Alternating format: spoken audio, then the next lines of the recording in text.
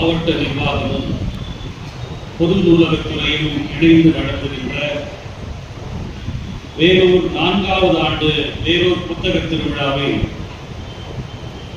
மிக சிறப்பாக 9 நாட்களாக நடத்தி வருகிற மாவட்ட நிர்வாகத்திற்கும் இந்தியாவில் வேறு எந்த மாநிலத்திலும் இல்லாமல் புத்தகங்களுக்காக ஒரு திருவிழாவை மாவட்டந்தோறும் நடத்தி வாசிப்பை இலக்கியத்தை மக்கள் மனங்களில் பதிய செய்ய வேண்டும் என்கிற மிக முக்கியமான ஒரு முன்னோடியான இந்த முயற்சியை செய்கிற தமிழக அரசுக்கும்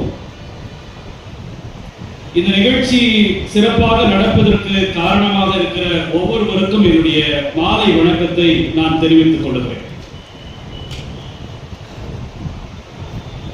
நண்பர்களே, இந்த நிகழ்விற்கு நான் வருவதற்கு காரணம் இந்த மாவட்ட ஆட்சியர் அவர்கள். மாவட்ட ஆட்சியர் அவர்களுக்காகத்தான் நான் இந்த நிகழ்வில் வருவதற்கு ஒப்புக்கொண்டேன்.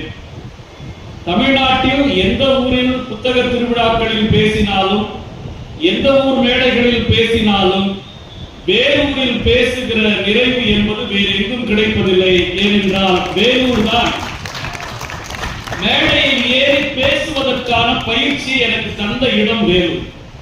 இங்க இருக்கிற காவு அரங்கம் தான் நான் முதல்ல ஒரு பெரிய அரங்கத்தில் ஏறி பேசுவதற்கான அந்த பழக்கத்தை பேசுகிற அந்த பயிற்சியை எடுத்த ஒரு இடம். நான் தத்தி நடந்த இடம் வேலூர். எனவே வேலூருக்கு ஒரு மிகப்பெரிய சிறப்பு உண்டு. எங்கு திரும்பினாலும் வரலாறுகள் நிறைந்த ஒரு மண் என்றால் அது வேலூர் தான். நாம் எங்கு திரும்பினாலும் எதை பார்த்தாலும் மிக முக்கியமான வரலாற்று சுவடுகள் நிறைந்த ஒரு இடம் நம்முடைய வேலூர். இந்த வேலூர்ல இதுக்கு ஒரு புத்தக கண்காட்சி நடத்தி, ஆனா என்ன ஒரு கொடுமைன்னா, எங்க திரும்பினாலும் வரலாறு, ஆனால் எந்த வரலாறும் நமக்கு தெரியாது. இதுதான் மிகப்பெரிய அவலம்.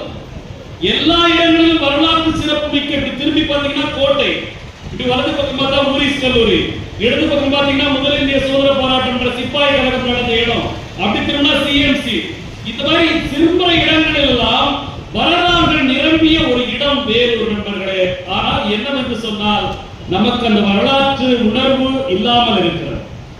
தமிழர்கள் இன்னைக்கு எப்படி ஆயிட்டாங்கன்னு சொன்னா, எந்த இடத்துக்கு குடும்பத்தோட போறோமோ அங்க குடும்பத்தோட போறதில்லை, எந்த இடத்துல குடும்பத்தோட போகக்கூடாது அங்க போய் நசுங்கி சாகிறது அப்படின்றது தமிழ்நாட்டினுடைய வழக்கமாக மாறி போயிருக்கு.